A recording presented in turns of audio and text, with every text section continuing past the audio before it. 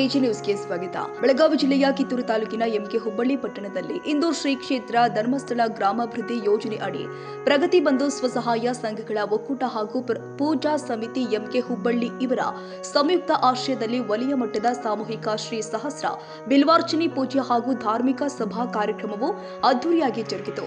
ಈ ಕಾರ್ಯಕ್ರಮವನ್ನು ಡಾಕ್ಟರ್ ವೀರೇಂದ್ರ ಹೆಗಡೆ ಅವರು ಹಾಗೂ ಮಾತೃಶ್ರೀ ಶ್ರೀ ಹೇಮಾವತಿ ಅಮ್ಮನವರ ಕೃಪಾ ಆಶೀರ್ವಾದದಲ್ಲಿ ಕಿತ್ತೂರು ಕಲ್ಮಠ ರಾಜಗುರು ಸಂಸ್ಥಾನದ ಪೂಜ್ಯ ಮಡಿವಾಳ ರಾಜ ಯೋಗೇಂದ್ರ ಸ್ವಾಮೀಜಿಯವರ ದಿವ್ಯ ಸಾನ್ನಿಧ್ಯದಲ್ಲಿ ಪಟ್ಟಣ ಪಂಚಾಯಿತಿ ಅಧ್ಯಕ್ಷರು ಪ್ರಕಾಶ್ ಕೊಡ್ಲಿ ಅವರ ಅಧ್ಯಕ್ಷತೆಯಲ್ಲಿ ಶ್ರೀ ಧರ್ಮಸ್ಥಳ ಗ್ರಾಮಾಭಿವೃದ್ಧಿ ಯೋಜನೆಯ ಟ್ರಸ್ಟಿನ ಪ್ರಾದೇಶಿಕ ನಿರ್ದೇಶಕರು ಆದ ಶ್ರೀಮತಿ ದಯಾನಂದ ಅವರ ಘನ ಉಪಸ್ಥಿತಿಯಲ್ಲಿ ಜಿಲ್ಲಾ ನಿರ್ದೇಶಕರು ಆದ ಸತೀಶ್ ನಾಯ್ಕ, ಜನ ಜಾಗೃತಿ ವೇದಿಕೆ ಸದಸ್ಯರು ಆದ ಅದೃಶ್ಯಾನಂದ ಗದ್ದಿಹಳ್ಳಿ ಶೆಟ್ಟಿ, ಜ್ಯೋತಿ ಅಕ್ಕ, ವೈದ್ಯರು ಆದ ಡಾಕ್ಟರ್ ಜಗದೀಶ್ ಹಾರೋಗೊಪ್ಪ, ಸಹಸ್ರ ಬಿಲ್ವಾರ್ಚನೆ ಅಧ್ಯಕ್ಷರು ಆದ ರಾಜ್ಕುಮಾರ್ ಗಾಣಿಗೇರ, ಕಿತ್ತೂರು ತಾಲೂಕು ಯೋಜನಾಧಿಕಾರಿಗಳು ಆದ ಬಿಆರ್ ಯೋಗೀಶ್ ಹಾಗೂ ಸಮನ್ವಯ ಅಧಿಕಾರಿಗಳು ಆದ ಜನಾರ್ದನ್ ಹಾಗೂ ಎಲ್ಲ ಪದಾಧಿಕಾರಿಗಳು ಹಾಗೂ ಪ್ರತಿನಿಧಿಗಳ ಸಮ್ಮುಖದಲ್ಲಿ ಅದ್ದೂರಿಯಾಗಿ ನೆರವೇರಿದೆ. ಈ ಸಂದರ್ಭದಲ್ಲಿ ವಿವಿಧ ಫಲಾನುಭವಿಗಳಿಗೆ ವಿವಿಧ ಸೌಲಭ್ಯಗಳ ಪತ್ರವನ್ನು ವಿತರಣೆ ಮಾಡಲಾಗಿದೆ. ನಂತರ ನಮ್ಮ ನ್ಯೂಸ್ ಸಮೂಹದ ರಾಜ್ಯ ಉಪಸಂಪಾದಕ ಬಸವರಾಜ್ ರವರೊಂದಿಗೆ ಮಾತನಾಡಿದ ಧಾರವಾಡ ವಲಯದ ಪ್ರಾದೇಶಿಕ ನಿರ್ದೇಶಕಿಯರು ಆದ ಶ್ರೀಮತಿ ದಯಾಶೀಲ ಅವರು ಈ ಕಾರ್ಯಕ್ರಮದ ಬಗ್ಗೆ ಮಾತನಾಡಿದರು. ಅದಕ್ಕಾಗಿ ನಾವು ಅನ್ನೋದು ಸಾಮೂಹಿಕ ಏನಿದೆಯಲ್ಲ, ಭಜನೆ, ಪ್ರಾರ್ಥನೆ, ಪ್ರೇಯರ್ನೆ ಏನಿದೆಯಲ್ಲ, ಅದು ಸಮಾಜಕ್ಕಾಗಿ, ಸಮಾಜ ಉದ್ಧಾರಕ್ಕಾಗಿ ಮಾಡೋದು. ನಾವು ಅಂತಂದರೆ ಎಲ್ಲವನ್ನೂ ಬರ್ತದೆ. ಸಕಲ ಜೀವರಾಶಿಗಳಲ್ಲಿ ಹೆಸರನ್ನ ಬಯಸ್ತಕ್ಕಂಥ ಕೆಲಸ ಇಂಥ ಪೂಜೆ ಪುನಸ್ಕಾರಗಳು. ಈ ಪೂಜೆ ಪುನಸ್ಕಾರ ಕುರಿತು ನೀವೆಲ್ಲ ಕೇಳಿದರೆ, ಶಿವ ಭಕ್ತಿ ಪ್ರಿಯ ಶಿವನಿಗೆ ಬೇಕಾಗಿದ್ದು ಭಕ್ತಿ ಒಂದೇ. ನಿನ್ನ ಹೂವು ಬೇಡ, ನಿನ್ನ ಕಾಯಿ ಬೇಡ, ಹೂವಿನಂತ ಮನಸ್ಸು ಕೊಟ್ಟು ಬಿಡು, ನಾನು ನಿನಗೆ ಎಲ್ಲವನ್ನು ಕೊಡ್ತೇನೆ ಅಂತಕ್ಕಂಥ ಮಾತನ್ನು ಹೇಳ್ತಾನೆ. ನಮ್ಮ ಜ್ಯೋತಿ ಅಕ್ಕ ಅವರು ಹೇಳಿದಾರ ಹತ್ರ ಮಹತ್ವ. ಶಿವನಿಗೆ ಅತ್ಯಂತ ಪ್ರಿಯವಾದದ್ದು ಭಕ್ತಿಯನ್ನು ಅರ್ಪಣೆ ಮಾಡೋದು. ಭಕ್ತಿಯನ್ನು ಅರ್ಪಣೆ ಮಾಡಿದರೆ ಎಲ್ಲವನ್ನೂ ಸಿಗ್ತದೆ. ನಾವೆಲ್ಲ ಏನು ಮಾಡ್ತೀವಿ ಅಂತಂದರೆ, ಶಿವನಿಗೆ ಬೇಡಿಕೆಗಳನ್ನ ಇಟ್ಕೊಂಡು ಹೋಗ್ತೇವೆ. ದಿವಸಕ್ಕೆ ಗುಡಿಗೆ ಹೋಗ್ತೇವಲ್ಲ, ನಾವು ಗುಡಿಗೆ ಹೋದಾಗ ಏನು ಇಟ್ಕೊಂಡು ನನಗೇನೋ ಒಂದು ಬೇಕಂತೇಳಿ ಅವನಕ್ಕೆ ಹೋಗ್ತೇವೆ. ನಮಗೇನೋ ಬೇಡಾದಾಗ ಗುಡಿಗೆ ಎಂದಾರು ಹೋಗಿದಾರೇನ್ರಿ? ಎಂದೂ ಹೋಗೋದಿಲ್ಲ. ಅದಕ್ಕಾಗಿ ಭಗವಂತ ಭಕ್ತಿ ಪ್ರಿಯ. ಆ ಭಕ್ತಿಯನ್ನು ನಾವೆಲ್ಲ ಅರ್ಪಣೆ ಮಾಡೋದ್ರ ಮುಖಾಂತರ ಯಾಕೆ ಮಾಡಬೇಕು? ಭಗವಂತರಿಗೆ ಎಳಿ ನಿಮ್ಮ ದಾನ, ಬೆಳಿ ನಿಮ್ಮ ದಾನ, ಸುಳಿದು ಸೂಸುವ ಗಾಳಿ ನಿಮ್ಮ ದಾನ, ನಿಮ್ಮ ದಾನವನ್ನುಂಡು ಅನ್ಯರಿಗೆ ಹೊಗಳುವ ಕುನ್ನಿಗಳೇನೆಂಬೇರ ಮನ. ಭಗವಂತ ಬಹಳ ಅತ್ಯಂತ ಒಳ್ಳೆಯ ಒಂದು ಮನುಷ್ಯ ಜನ್ಮವನ್ನು ಕೊಟ್ಟಿದ್ದಾನೆ. ಹೌದಿಲ್ರಿ? ಎಷ್ಟೋ ಲಕ್ಷ ಜೀವರಾಶಿಗಳಿಗೆ, ಮಾನವ ಜೀವ ರಾಶಿಗೆ ಮನುಷ್ಯನನ್ನು ಇಂಥ ಕಾರ್ಯಕ್ರಮಗಳನ್ನು ಮಾಡಿ ಪೂಜ್ಯರಿಗೆ ಇದರಿಂದ ಪ್ರಯೋಜನ ಇಲ್ಲ. ಆದ್ರೆ ಪೂಜ್ಯರು ಚಿಂತನೆ ಮಾಡಿದ್ರು 44 ವರ್ಷಗಳ ಹಿಂದೆ. ಅಲ್ಲಿ ಈ ಭಾಗದಲ್ಲಿ ನಾವು ಕಂಡುಕೊಂಡ್ರೆ, ನಾನು ಬಹಳ ಕಡೆ ಜಾಸ್ತಿ ಅಂತ, ಬಡವರು ಯಾಕೆ ಬಡವರು ಕಡಿಮೆ ಅಂತ ನಾನು ಹೇಳ್ತೇನೆ ಅಂತಂದ್ರೆ, ಇಲ್ಲಿ ದುಡಿಲಿಕ್ಕೆ ಮನಸ್ಸಿದ್ರೆ ಭಗವಂತ ಆರೋಗ್ಯ ಕೊಟ್ರೆ ಬೇರೆ ಬೇರೆ ಫ್ಯಾಕ್ಟ್ರಿಗಳು ಕೆಲಸ ಮಾಡ್ಲಿಕ್ಕೆಲ್ಲ ಬೇರೆ ಬೇರೆ ಅವಕಾಶಗಳಿದೆ. ನಮ್ಮ ಭಾಗದಲ್ಲಿ ಇಲ್ಲ, ಹಾಗಿಲ್ಲ. ಏನೋ ಸ್ವಲ್ಪ ಜಮೀನಿದ್ರೆ ಜಮೀನು, ಇಲ್ದಿದ್ರೆ ಕೂಲಿ ಕೆಲಸ ಹೋಗ್ಬೇಕು ಅಥವಾ ಬೀಡಿ ಸುತ್ತುವಂತ ಕೆಲಸವನ್ನ ಮಾಡ್ತಾ ಇದ್ರು. ಅಲ್ಲಿ ಪೂಜ್ಯರು ಚಿಂತನೆ ಮಾಡಿದ್ರು 44 ವರ್ಷಗಳ ಹಿಂದೆ. ಶ್ರೀಮಂತರು ಸಾಹುಕಾರರಾಗಿ ಬೆಳೀತಾ ಇದ್ರು, ಬಡವರು ದಿನದಿಂದ ದಿನಕ್ಕೆ ಬಡವರಾಗಿ ಕೆಳಗೆ ಹೋಗ್ತಾ ಇದ್ರು. ಈ ಸಂದರ್ಭದಲ್ಲಿ ಪೂಜ್ಯರು ಯೋಚನೆ ಮಾಡಿದ್ರು, ಇವತ್ತು ಶ್ರೀಮಂತರಿಗೆ ಹೇಗೆ ನಮಗೆಲ್ಲ ಆಸೆ. ಇವತ್ತು ಶ್ರೀ ಕ್ಷೇತ್ರ ಧರ್ಮಸ್ಥಳ ಗ್ರಾಮಾಭಿವೃದ್ಧಿ ಯೋಜನೆಯ 10 ಹಲವು ಕಾರ್ಯಕ್ರಮಗಳಲ್ಲಿ ಇದು ಒಂದು ವಿಶೇಷವಾದ ಕಾರ್ಯಕ್ರಮ. ಒಂದು ವಲಯ ಮಟ್ಟದಲ್ಲಿ ಒಮ್ಮೆ ನಾವು ಒಟ್ಟು ಸೇರಿಕೊಂಡು ಎಲ್ಲರೂ ಕೂಡ ನಮ್ಗೆ ಒಳ್ಳೇದಾಗ್ಲಿ, ಇಡೀ ಸಮಾಜಕ್ಕೆ ಒಳ್ಳೇದಾಗ್ಲಿ, ಇಡೀ ಸಮಾಜ ಒಳ್ಳೇದಾದಾಗ ಅಲ್ಲಿ ಪರಿಸರ ಚೆನ್ನಾಗಾಗುತ್ತೆ, ಇಡೀ ಸಮಾಜದಲ್ಲಿ ನೆಮ್ಮದಿ ಇರುತ್ತೆ ಅಂತ ಹೇಳುವ ಚಿಂತನೆಯನ್ನಿಟ್ಟುಕೊಂಡು ಇವತ್ತು ಈ ಕಾರ್ಯಕ್ರಮವನ್ನು ತಾವೆಲ್ಲರೂ ಹಮ್ಮಿಕೊಂಡಿದ್ದೀರಾ. ಇದಕ್ಕಾಗಿ ಖಂಡಿತ ಸ್ವಾಮಿಯ ಶಿವ ಹಾಗೆ ಕಲ್ಮೇಶ ಸ್ವಾಮಿ, ಮಂಜುನಾಥ ಸ್ವಾಮಿ ಎಲ್ಲರೂ ನಮ್ಗೆಲ್ರಿಗೂ ಕೂಡ ಆರೋಗ್ಯ, ಆಯುಷ್ಯ, ನೆಮ್ಮದಿಯನ್ನು ಕೊಡ್ಲಿ. ಇನ್ನೊಬ್ಬರು ನಮ್ಮಲ್ಲಿ ಎಲ್ಲರಲ್ಲಿ ಕೂಡ ಪ್ರೀತಿ, ವಿಶ್ವಾಸ, ಬಾಂಧವ್ಯ, ಅನ್ಯೋನ್ಯತೆ ಇದು ನಮ್ಮೆಲ್ಲರಲ್ಲಿ ಕೂಡ ಮೂಡಿ ಬರಲಿ. ಎಲ್ಲಿ ಕೂಡ ನಮ್ಮ ಹತ್ರ ಭೇದ ಭಾವ ಇಲ್ಲದೆ ನಾವೆಲ್ಲ ಒಂದೇ, ನಾವೆಲ್ಲ ಮನುಷ್ಯ ಧರ್ಮದವರು ಅಂತ ಹೇಳುವಂತಹ ಯಾವುದೇ ಜಾತಿ ಧರ್ಮದ ಭೇದ ಇಲ್ಲದೆ ನಾವೆಲ್ಲರೂ ಒಂದೇ ಮನುಷ್ಯ ಧರ್ಮದವರು ಅಂತ ತಿಳ್ಕೊಂಡು ನಾವೆಲ್ಲರೂ ಕೂಡ ನೆಮ್ಮದಿಯ ಬದುಕನ್ನು ಸಾಗಿಸುವ ಹಾಗೆ ಆಗ್ಲಿ ಅಂತ ಈ ಸಂದರ್ಭದಲ್ಲಿ ಮೊದಲಿಗೆ ಶಿವನ ಹತ್ರ, ಮಂಜುನಾಥ ಸ್ವಾಮಿ ಹತ್ರ, ಕಲ್ಮೇಶ ಸ್ವಾಮಿ ಹತ್ರ ನಾನು ಭಕ್ತಿಯಿಂದ ಗ್ರಹಿಸ್ತಾರೆ. ಆದ್ರೆ 100 ಜನ ಒಟ್ಟಾಗಿ ಇವತ್ತು ನಾವು ಪ್ರಾರ್ಥನೆ ಮಾಡಿದ್ದೇವೆ. ಹೇಗೆ ನಾವು ಭಗವಂತನ ಪ್ರಾರ್ಥನೆ ಮಾಡುವಾಗ ಕೆಟ್ಟ ಯೋಚನೆ ಮಾಡೋದಿಲ್ಲ, ಕೆಟ್ಟ ಆಲೋಚನೆ ಬರೋದಿಲ್ಲ. ಒಳ್ಳೆ ವಿಚಾರಗಳು ನಮಗೆ ನೆನಪಿಗೆ ಬರುತ್ತೆ. ಒಳ್ಳೆ ವಿಚಾರವನ್ನು ಪ್ರಾರ್ಥನೆ ಮಾಡುತ್ತೇವೆ.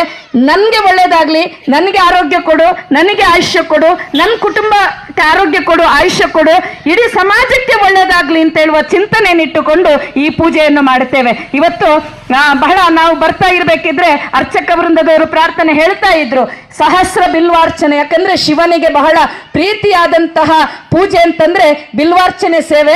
ಹಾಗಾಗಿ ಇವತ್ತು ನೀವೆಲ್ಲರೂ ಕೂಡ ಮನೆ ಬೇರೆ ಬೇರೆ ಆಗಿರ್ತದೆ, ನಿಮ್ಮ ಏನು ಆಚಾರ ವಿಚಾರಗಳು ಬೇರೆ ಬೇರೆ ರೀತಿಯಲ್ಲಿ ಇರುತ್ತೆ. ಆದ್ರೆ ಇವತ್ತು ಇಲ್ಲಿ ನಾವೆಲ್ಲರೂ ಒಂದೇ ಅಂತ ಹೇಳುವಂತಹ ಒಂದೇ ಮನಸ್ಸಿನಲ್ಲಿ ಒಟ್ಟು ಸೇರಿಕೊಂಡು ಇವತ್ತು ಸಹಸ್ರ ಬಿಲ್ವಾರ್ಚನೆ ಕಾರ್ಯಕ್ರಮದಲ್ಲಿ ಭಾಗಿಯಾಗಿ ದೇವರಲ್ಲಿ ಪ್ರಾರ್ಥನೆ ಮಾಡಿದ್ದೀರಾ. ಹಾಗಾಗಿ ಖಂಡಿತ ಇದು ಕಲಿಯುಗದಲ್ಲಿ ನಮಗೆ ದೇವರ ಮೇಲೆ ಖಂಡಿತ ಭಕ್ತಿ ಬೇಕಾಗುತ್ತೆ, ದೇವರ ಅನುಗ್ರಹ ಬೇಕಾಗುತ್ತೆ.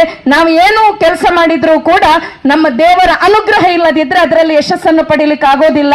ಹಾಗಾಗಿ ಇವತ್ತು ಹಿಂದಾದ್ರೆ ಆಯುಷ್ಯ ಎಷ್ಟು ಅಂತ ಮನುಷ್ಯಂದು ಕೇಳಿದ್ರೆ 100 ವರ್ಷ ಅಂತ ಹೇಳ್ಬೋದಿತ್ತು, ಅಷ್ಟ ತನಕ ಬದುಕು. ಕಾರ್ಯಕ್ರಮ ಹಮ್ಮಿಕೊಳ್ಬೇಕು ಅಂತ ಹೇಳುವ ಚಿಂತನೆಯಲ್ಲಿ ಶ್ರೀ ಕ್ಷೇತ್ರ ಧರ್ಮಸ್ಥಳ ಗ್ರಾಮಾಭಿವೃದ್ಧಿ ಯೋಜನೆ ಅಂತ ಹೇಳುವ ಕಾರ್ಯಕ್ರಮವನ್ನು ಪೂಜ್ಯರು ಪ್ರಾರಂಭ ಮಾಡಿದ್ರು. ಪ್ರಾರಂಭದಲ್ಲಿ ಇವತ್ತು ನನ್ನ ಸಹೋದರಿಯರು ಬಹಳಷ್ಟು ಜನ ಇದ್ದೀರಿ. ಪ್ರಾರಂಭದಲ್ಲಿ ಸಹೋದರಿಯರಿಗೆ ಇದರಲ್ಲಿ ಅವಕಾಶಗಳಿರಲಿಲ್ಲ. ಕೇವಲ ಸಹೋದರರು ಮಾತ್ರ ಈ ಸಂಘಟನೆಯಲ್ಲಿ ಸೇರ್ಕೊಂಡಿದ್ರು. ಅಲ್ಪ ಸ್ವಲ್ಪ ಜಮೀನಿದ್ದಂತ ಜಮೀನಲ್ಲಿ ಯಾವ ತರ ಕೃಷಿ ಮಾಡಬೇಕು, ಹೇಗೆ ಬೆಳೆಸಬೇಕು, ಈ ತರದಲ್ಲಿ ಮಾಹಿತಿಗಳನ್ನು ತರಬೇತಿಗಳನ್ನು ಕೊಡುವ ಮೂಲಕ ಏನು ಸಂಪಾದನೆ ಮಾಡಿದ್ರಲ್ಲಿ ಒಂದು ವಾರಕ್ಕೆ 5 ರೂಪಾಯಿಯಷ್ಟು ಉಳಿತಾಯ ಮಾಡಿ ಮುಂದೆ ದುಡಿಲಿಕ್ಕೆ ಅಸಾಧ್ಯ ಆದಾಗ ಅದವರಿಗೆ ಶಕ್ತಿಯಾಗಲಿ ಅಂತ ಹೇಳುವ ಚಿಂತನೆಯನ್ನಿಟ್ಟುಕೊಂಡು ಕಾರ್ಯಕ್ರಮ ಪ್ರಾರಂಭ ಮಾಡಿದ್ರು. 10 ವರ್ಷ ಆದಾಗ ಸಮೀಕ್ಷೆ ಮಾಡಿದ್ರು. 10 ವರ್ಷದಲ್ಲಿ ಸಹೋದರರಿಗೆ ಕೊಟ್ಟ ಮಾಹಿತಿಗಳು ಯಾವ ತರ ಅನುಷ್ಠಾನ ಆಗಿದೆ ಅಂತ. ಆ ಅನುಷ್ಠಾನದ ವರದಿಯನ್ನು ಕಂಡಾಗ ಪೂಜ್ಯರು ಬಹಳ ಸಂತೋಷ ಪಟ್ರು. ಯಾಕಂದ್ರೆ ಕಸ ಕಟ್ಟಿದ್ದಂತಹ ಜಾಗದಲ್ಲಿ ಬಹಳ ಚೆನ್ನಾಗಿ ಕೃಷಿಯನ್ನು ಬೆಳೆಸಿದ್ರು. ಆದ್ರೆ ಇನ್ನೊಂದು ಸೂಚನೆ ಕೊಟ್ರು, ಕುಟುಂಬದ ವ್ಯವಸ್ಥೆಯಲ್ಲಿ ಹೇಗೆ ಬದಲಾವಣೆ ಆಗಿದೆ ಅಂತೇಳಿ ಒಂದು ವರದಿ ಕೊಡಿ ಅಂತಂದಾಗ 10 ವರ್ಷದ ಹಿಂದೆ ಕುಟುಂಬದ ಪರಿಸ್ಥಿತಿ ಹೇಗಿತ್ತ ಅದೇ ತರದಲ್ಲಿ ಇತ್ತು. ಯಾವುದೇ ಪರಿವರ್ತನೆ ಆಗಿರಲಿಲ್ಲ, ಯಾವುದೇ ಬದಲಾವಣೆಗಳಾಗಿರ್ಲಿಲ್ಲ. ಕುಟುಂಬದಲ್ಲಿ ವೈಯಕ್ತಿಕ ಸ್ವಚ್ಛತೆ ಬಗ್ಗೆ ಕಾಳಜಿ ಇರಲಿಲ್ಲ, ಪರಿಸರ ಸ್ವಚ್ಛತೆ ಬಗ್ಗೆ ಮಾಹಿತಿ ಇರಲಿಲ್ಲ, ಕುಟುಂಬದಲ್ಲಿ ಸಾಮರಸ್ಯತೆಗಳಿರಲಿಲ್ಲ, ಆರ್ಥಿಕವಾಗಿ ಸಮಸ್ಯೆ ಇತ್ತು, ಆರೋಗ್ಯದ ಸಮಸ್ಯೆ ಇತ್ತು, ಮಕ್ಕಳ ಶಿಕ್ಷಣದ ಬಗ್ಗೆ ಒತ್ತು ಕೊಡ್ತಾ ಇರಲಿಲ್ಲ. ಇಂತಹ ಸಮಸ್ಯೆಗಳಿದ್ದಾಗ ಇದನ್ನು ಪರಿವರ್ತನೆ ಮಾಡಬೇಕಿದ್ರೆ ಏನ್ ಮಾಡಬಹುದು ಅಂತ ಚಿಂತನೆ ಮಾಡಿದಾಗ ಪೂಜ್ಯರು ಕಂಡುಕೊಂಡದ್ದು ಇದು ಒಂದು ಮನೆಯ ಒಬ್ರು ಪುರುಷರಿಗೆ ಅಂದ್ರೆ ಸಹೋದರನನ್ನು ಕರೆಸಿ ಅವರಿಗೆ ಮಾಹಿತಿ ಕೊಟ್ರೆ ಪರಿವರ್ತನೆ ಮಾಡ್ಲಿಕ್ಕೆ ಆಗೋದಿಲ್ಲ. ಎಲ್ಲರೂ ಪದಾಧಿಕಾರಿಗಳೆಲ್ಲರ ಶ್ರಮದಲ್ಲಿ. ಯಾಕಂದ್ರೆ ಇವತ್ತು ಬಂದಾಗ ನಾವು ಹೇಳಬಹುದು ಪೂಜೆಗೆ ಇವತ್ತು ಬಂದಿದ್ದೇವೆ, ಇಲ್ಲಿ ಅದು ಸರಿ ಇಲ್ಲ ಇದು ಸರಿ ಇಲ್ಲ ಅಂತ ಹೇಳಬಹುದು. ಆದ್ರೆ ಈ ಇಷ್ಟು ಯಶಸ್ವಿ ಕಾರ್ಯಕ್ರಮ ಇಷ್ಟು ಜನರನ್ನು ಒಗ್ಗೂಡಿಸಿ ಮಾಡಬೇಕಿದ್ರೆ ಅದರ ಹಿಂದೆ ಬಹಳಷ್ಟು ಶ್ರಮ ಇದೆ, ಬಹಳಷ್ಟು ಜನರ ಶ್ರಮ ಇದೆ, ಬಹಳಷ್ಟು ಜನರ ಪರಿಶ್ರಮ ಇದೆ. ನಮ್ಮ ಅಧ್ಯಕ್ಷರು ಗೌರವಾಧ್ಯಕ್ಷರ ಮಾರ್ಗದರ್ಶನದಲ್ಲಿ ಸಮಿತಿಯವರೆಲ್ಲರ ಸಹಕಾರದಲ್ಲಿ ಎಲ್ಲ ಕಾರ್ಯಕರ್ತರು ಒಕ್ಕೂಟದವರೆಲ್ಲ ಸೇರಿಕೊಂಡು ಈ ಕಾರ್ಯಕ್ರಮವನ್ನು ಹಮ್ಮಿಕೊಂಡಿದ್ದೀರಾ. ಖಂಡಿತ ಕಲಿಯುಗದಲ್ಲಿ ಬಹಳಷ್ಟು ಜನರ ಸ್ವಭಾವ ಹೇಗಿರ್ತದೆ ಅಂತಂದ್ರೆ, ನಾವು ಪುಣ್ಯ ಸಂಪಾದನೆ ಮಾಡಿದ್ರೆ ಅದು ಯಾರಿಗೂ ಕೊಡಬಾರ್ದು, ನನಗೆ ಮಾತ್ರ ಇರಬೇಕು. ನಾನು ಪಾಪ ಸಂಪಾದನೆ ಮಾಡಿದ್ರೆ, ಕರ್ಮ ಏನಾದ್ರೂ ಮಾಡಿದ್ರೆ ಕರ್ಮದ ಫಲ ನನಗೆ ಬೇಡ. ಐಕ್ಯ ಸ್ಥಳ ಇಲ್ಲಿ ಒಂದು ಇವತ್ತು ಸಹಸ್ರ ಬಿಲ್ವಾಚರಣೆ ನಡೀತಾ ಇರ್ತಕ್ಕಂಥದ್ದು. ಹಾ ಸರ್, ಹೇಳಿ ಮೇಡಮ್. ಓಂ ಶ್ರೀ ಮಂಜುನಾಥೆ ನಮಃ. ಕ್ಷೇತ್ರದ ಮಂಜುನಾಥ ಸ್ವಾಮಿಯನ್ನು ಸ್ಮರಿಸಿಕೊಳ್ಳುತ್ತಾ ಸ್ಥಳ ಸಾನ್ನಿಧ್ಯ ದೈವ ಶಕ್ತಿಯಾದ ಕಲ್ಮೇಶ ಸ್ವಾಮಿಗೆ ಶಿರಬಾಗುತ್ತಾ ಸರ್, ಶ್ರೀ ಕ್ಷೇತ್ರ ಧರ್ಮಸ್ಥಳ ಗ್ರಾಮಾಭಿವೃದ್ಧಿ ಯೋಜನೆಯ 10 ಹಲವು ಕಾರ್ಯಕ್ರಮಗಳನ್ನು ಕ್ಷೇತ್ರದ ಧರ್ಮಾಧಿಕಾರಿಗಳಾಗಿರುವಂತಹ ಸಂಸ್ಥೆಯ ಅಧ್ಯಕ್ಷರಾಗಿರುವಂತಹ ಪರಮ ಪೂಜ್ಯ ಡಾಕ್ಟರ್ ಡಿ ವೀರೇಂದ್ರ ಹೆಗ್ಗಡೆಯವರು ಹಾಗೂ ಮಾತೃಶ್ರೀಯಮ್ಮನವರ ಕೃಪಾಶೀರ್ವಾದದಲ್ಲಿ ನಡೀತಾ ಇದೆ. ಈ 10 ಹಲವು ಕಾರ್ಯಕ್ರಮಗಳಲ್ಲಿ ಬಹಳ ವಿಶೇಷವಾದ ಕಾರ್ಯಕ್ರಮ ಈ ಒಂದು ಧಾರ್ಮಿಕ ಕಾರ್ಯಕ್ರಮ ಕೂಡ. ದೇವರ ಭಯವೇ ಜ್ಞಾನದ ಆರಂಭ ಅಂತ ಹೇಳ್ತೇವೆ. ಆ ನಿಟ್ಟಿನಲ್ಲಿ ಜನರಲ್ಲಿ ಒಂದು ಧಾರ್ಮಿಕತೆಯ ಭಾವನೆಗಳನ್ನು ಕೂಡ ಬೆಳೆಸಬೇಕು. ಅದರೊಟ್ಟಿಗೆ ಇಂತಹ ಒಂದು ವೇದಿಕೆ, ಜನರೆಲ್ಲರೂ ಕೂಡ ಒಟ್ಟುಗೂಡ್ಲಿಕ್ಕೆ ಒಂದು ವೇದಿಕೆ ಇಲ್ಲಿ ಸ್ವಾಮೀಜಿಯವರನ್ನು ಹಾಗೆ ಈ ಧಾರ್ಮಿಕತೆಯ ವಿಚಾರಕ್ಕೆ ಪೂರಕವಾಗಿ ಜನರನ್ನು ಕರೆಸಿ ನಮ್ಮ ಸದಸ್ಯರಿಗೆ ಈ ಬಗ್ಗೆ ಮಾಹಿತಿಯನ್ನು ಕೊಟ್ಟಾಗ ಇನ್ನಷ್ಟು ಅವರಲ್ಲಿ ಅವರು ಹಾಗೂ ಅವರ ಮನೆಯಲ್ಲಿ ಆ ಒಂದು ಧಾರ್ಮಿಕತೆಯನ್ನು ಅಳವಡಿಸಿಕೊಳ್ಳಿಕ್ಕೆ ಅನುಕೂಲ ಆಗುತ್ತೆ. ಅದರೊಟ್ಟಿಗೆ ವಿಶೇಷವಾಗಿ ಇವತ್ತು ನಮ್ಮ ಸದಸ್ಯರೆಲ್ಲರೂ ಕೂಡ ಇವತ್ತು ಈ ಕಾರ್ಯಕ್ರಮ ಮಾಡುವಂಥದ್ದು ಯೋಜನೆಯ ಇದಕ್ಕಾಗಿ ಅಲ್ಲ, ಗ್ರಾಮ ಸುಭಿಕ್ಷೆಗಾಗಿ ಜನರಲ್ಲಿ ಈ ಒಂದು ಗ್ರಾಮ ಸುಭಿಕ್ಷೆಯಾಗಬೇಕು, ಎಲ್ಲರೂ ನೆಮ್ಮದಿ ಇರಬೇಕು, ಮಾನಸಿಕ ಶಾಂತಿ ನೆಮ್ಮದಿ ಬರಬೇಕು ಅಂತ ಹೇಳುವ ಚಿಂತನೆಯನ್ನಿಟ್ಟುಕೊಂಡು ಈ ಕಾರ್ಯಕ್ರಮವನ್ನು ಹಮ್ಮಿಕೊಳ್ತಾ ಇದ್ದೇವೆ. ಅದರೊಟ್ಟಿಗೆ ಯೋಜನೆಯ ಕಾರ್ಯಕ್ರಮಗಳ ಬಗ್ಗೆ ಕೂಡ ಮತ್ತೊಮ್ಮೆ ಮಗದೊಮ್ಮೆ ಜನರಿಗೆ ಮೆಲುಕು ಹಾಕುವಂತಹ ಏನೇನು ಯೋಜನೆ ಕಾರ್ಯಕ್ರಮಗಳಿದೆ, ಈ ಯೋಜನೆಯ ಯಾಕಾಗಿ ಪ್ರಾರಂಭಗೊಂಡಿತು, ಇದರಿಂದ ಜನರಿಗೆ ಏನು ಪ್ರಯೋಜನ ಇದೆ ಅಂತ ಹೇಳುವ ನಿಟ್ಟಿನಲ್ಲಿ ಕೂಡ ಒಂದು ಮಾಹಿತಿಯನ್ನು ತಲುಪಿಸುವಂತ ಕಾರ್ಯಕ್ರಮ ಆಗ್ತಾ ಇದೆ. ನಾವು ಸಂಪಾದನೆ ಮಾಡಿದಂತಹ ಯಾವುದೋ ಒಂದು ಸ್ವಲ್ಪ ಇದರಲ್ಲಿ ಒಂದು ಧಾರ್ಮಿಕತೆಗೂ ಕೂಡ ನಾವು ಅದನ್ನು ಅಳವಡಿಸಬೇಕು ಅಂತ ಹೇಳುವ ಚಿಂತನೆಯನ್ನಿಟ್ಟುಕೊಂಡು ಈ ಒಂದು ಇವತ್ತು ವಿಶೇಷವಾದಂಥ ಶುಕ್ರವಾರ ಎಲ್ಲರೂ ಇಲ್ಲಿಯ ಸಮಿತಿಯವರು ಎಲ್ಲರೂ ಕೂಡ ಬಹಳಷ್ಟು ಉತ್ಸಾಹದಿಂದ ನಮ್ಮ ಕಾರ್ಯಕರ್ತರೆಲ್ಲ ಸೇರಿಕೊಂಡು ಈ ಕಾರ್ಯಕ್ರಮವನ್ನು ಆಯೋಜನೆ ಮಾಡಿದ್ದಾರೆ. ಹಾಗಾಗಿ ಲೋಕ ಕಲ್ಯಾಣಾರ್ಥವಾಗಿ ಮಾಡಿದಂಥ ಈ ಸಾಮೂಹಿಕ ಸಹಸ್ರ ಬಿಲ್ವಾರ್ಚನಾ ಪೂಜೆ ಖಂಡಿತ ಆ ಪೂಜೆಯಿಂದ ಒಬ್ಬರು ಪ್ರಾರ್ಥನೆ ಮಾಡಿದ್ರೆ ಆವಾಗಲೂ ದೇವರ ಅನುಗ್ರಹ ಇರ್ತದೆ. ಸಾಮೂಹಿಕವಾಗಿ ಪ್ರಾರ್ಥನೆ ಮಾಡಿದಾಗ ದೇವರ ಅನುಗ್ರಹ ಇನ್ನಷ್ಟು ಶೀಘ್ರದಲ್ಲಿ ಅತಿ ಶೀಘ್ರದಲ್ಲಿ ಸಿಗ್ತದೆ ಅಂತ ಹೇಳುವಂತ ಒಂದು ನಂಬಿಕೆ ಇದೆ. ಆ ನಿಟ್ಟಿನಲ್ಲಿ ಖಂಡಿತ ಇದರಿಂದ ಈ ಲೋಕಕ್ಕೆ ಸುಭಿಕ್ಷೆ ಉಂಟಾಗ್ತದೆ, ಸಮಾಜಕ್ಕೆ ಗ್ರಾಮಕ್ಕೆ ಸುಭಿಕ್ಷೆ ಉಂಟಾಗ್ತದೆ ಅಂತ ಹೇಳುವಂತಹ ನಿಟ್ಟಿನಲ್ಲಿ ಈ ಕಾರ್ಯಕ್ರಮವನ್ನು ಹಮ್ಮಿಕೊಂಡಿದ್ದೇವೆ ಸರ್. ಮುಂಬರ್ತಕ್ಕಂಥ ಹೇಳಿದೆ ಪೂಜ್ಯ ವೀರೇಂದ್ರ ಹೆಗ್ಗಡೆ ಅವ್ರನ್ನೇನಾದ್ರು ಯಾವ್ದಾದ್ರು ಕಾರ್ಯಕ್ರಮಕ್ಕೆ ಕರೆಸ್ಬಿಟ್ಟು ಅವ್ರ ನೇತೃತ್ವದಲ್ಲಿ ಕೃಷಿ ಮೇಳ ಆಯೋಜನೆ ಮಾಡಬೇಕು ನಿಮ್ಮ ಇಲಾಖೆಯಿಂದ ಅಂತ ಹೇಳ್ಬಿಟ್ಟು ಬರೀ ಬೈಲಂಗದಲ್ಲಿ ಮಾತ್ರ ಆಯೋಜನೆ ಆಗ್ತಾ ಇದೆ.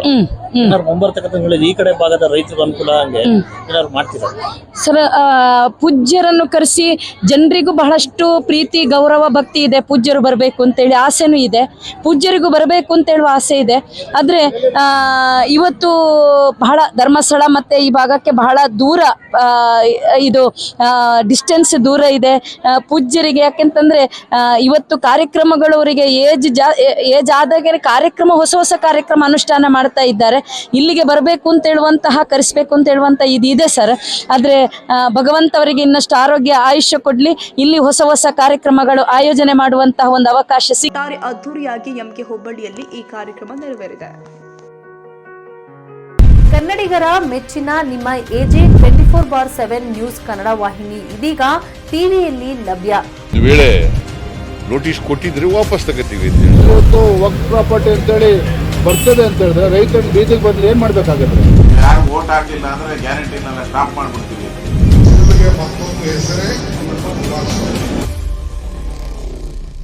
ಕರ್ನಾಟಕ ಮತ್ತು ದೇಶ ವಿದೇಶ 360 ಡಿಗ್ರಿ ಸುದ್ದಿ ಹಾಗೂ ಉತ್ತರ ಕರ್ನಾಟಕ ಬೆಳಗಾವಿ, ಬಾಗಲಕೋಟೆ, ಧಾರವಾಡ, ಹಾವೇರಿ, ಗದಗ, ಬಿಜಾಪುರ ಜಿಲ್ಲೆಯ ಕ್ಷಣದ ವಿವರವನ್ನ ಪಡೆಯುವುದಕ್ಕೆ AJ 24/7 ನ್ಯೂಸ್ ಕನ್ನಡ ವಾಹಿನಿಯನ್ನ ಲೈಕ್ ಮಾಡಿ, ವಿಡಿಯೋಗಳನ್ನ ಶೇರ್ ಮಾಡಿ, ಕಮೆಂಟ್ ಮಾಡುವ ಮೂಲಕ ನಮ್ಮ ವಾಹಿನಿಗೆ ಸಹಕಾರ ನೀಡಿ ಮತ್ತು ಚಾನೆಲ್ ಅನ್ನ ಸಬ್ಸ್ಕ್ರೈಬ್ ಮಾಡಿ. ಧನ್ಯವಾದಗಳು.